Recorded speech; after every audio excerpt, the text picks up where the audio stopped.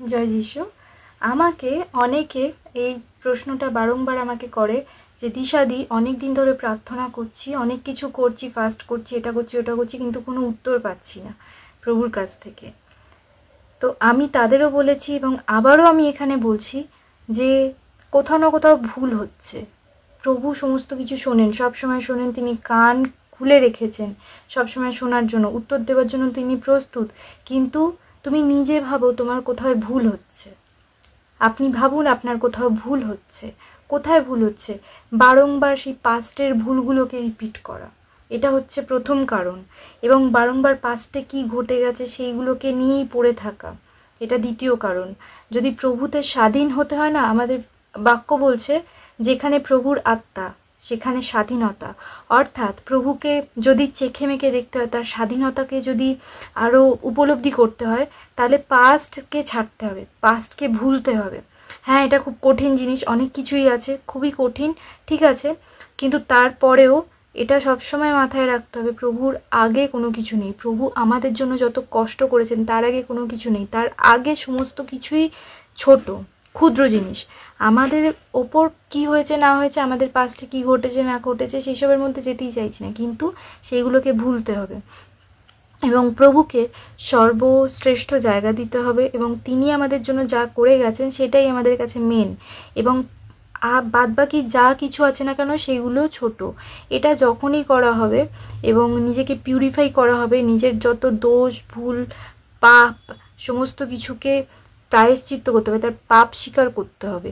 এবং এটা যখনই মন থেকে করা হবে, আপনি দেখবেন আপনি অনেক ফ্রি হয়ে গেছেন, অনেক ফ্রি হয়ে গেছেন, হালকা হয়ে গেছেন। এবং এটাই হচ্ছে প্রভুর সেই স্বাধীনতা।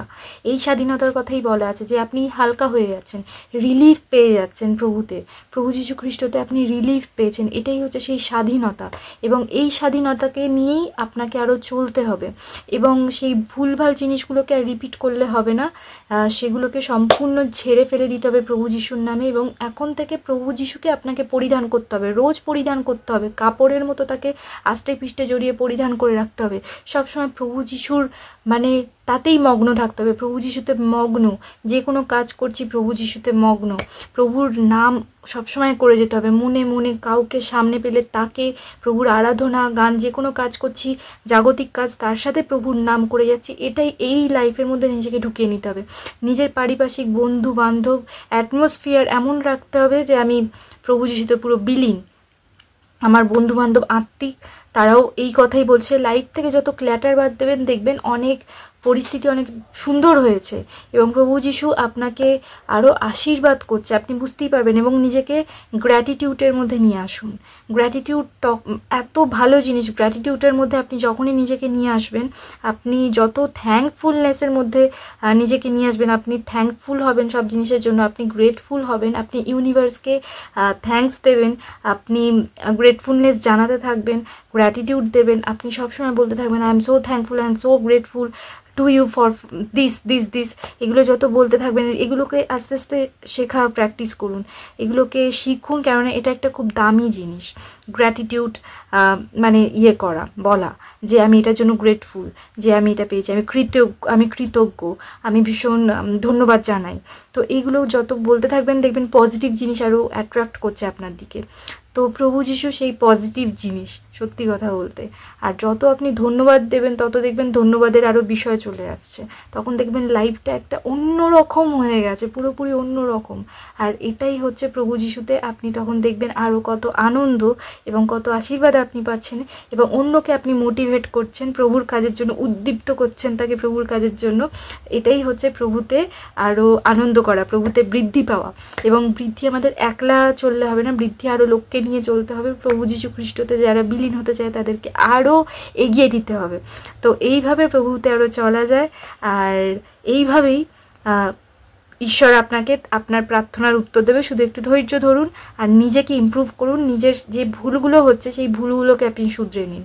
ভুল একটা কোথাও না কোথাও হচ্ছে, সেই ভুলটাকে শুধরে নিন আর সেই রিপিট করবেন না। আর প্রভুতে সম্পূর্ণ মগ্ন হয়ে থাকুন। দেখবেন লাইফ অনেক সুন্দর, প্রভুতে মারাত্মক আনন্দ হয়, খুব সুন্দর আনন্দ প্রভুতে। সেটা আপনি যখন ফিল করবেন আপনি নিজে বুঝতে পারবেন। আমি ফিল করছি তাই আমি বুঝাতে চাইছি যে সত্যি প্রভুতে অনেক বেশি আনন্দ।